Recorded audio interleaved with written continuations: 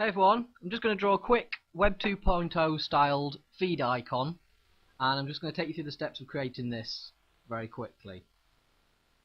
First of all, I want to turn my grid on, and the basic shape I need to draw for this is going to be a round cornered rectangle with a radius of 10 pixels on the corners. Now I bring up my layer styles. Let me just move the shape across so I can see what we're working on as I create the layer styles. Now the basic background for this icon is going to be a gradient overlay.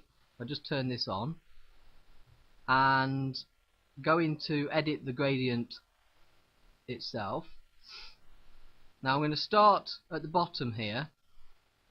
Rather than from black, I'm going to start from a dark orange colour.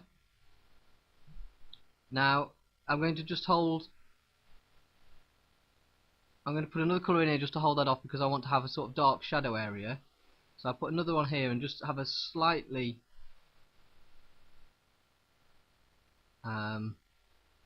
brighter, but not very much, brighter orange. And then at the top here I'm going to fade that all the way through to quite a bright orange, well, lighter orange at the top. The next thing to do is to add a highlight around the top here. I'm going to do that using the inner shadow. Now rather than applying a shadow, I'm going to actually use the screen blend mode and a white colour to add a highlight.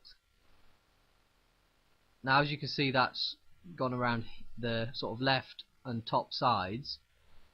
I need to actually turn off the global light and change this to 90 degrees so that it's perpendicular and the highlight is just across the top. I'm going to change the contour to a cone so I can offset it slightly, and I'm going to reduce its size, and I'm going to reduce the distance away from the top. The one final thing I'm going to do is add a stroke around the shape. I'm going to add the stroke on the inside, make it only 1 pixel in size and a darker shade of orange. If I click OK and hide the grid, you can see the icon starting to take shape. The next thing to do is to zoom in slightly, bring my grid back, and now I'm going to draw the feed icon on here. Now the starting point for this is a white circle, so if I bring white to my foreground colour and just draw a circle here, you can see it's applied that layer style that I defined earlier.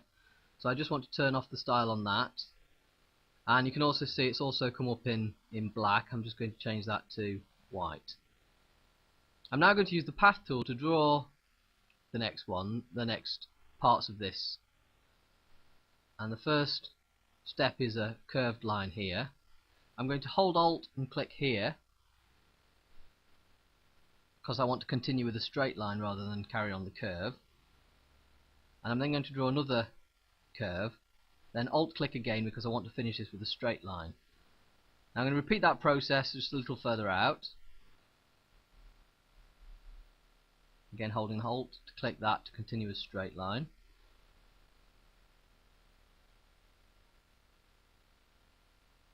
Now obviously this is a bit too big for our button, it's got off the side, so let's just take these 3 white shapes here and combine them. I'm going to use merge layers. You can press Ctrl E or you can select the option from the menu, and then I'm going to use Ctrl T just to bring these down to size and just nudge them along with the arrow keys to get it into position.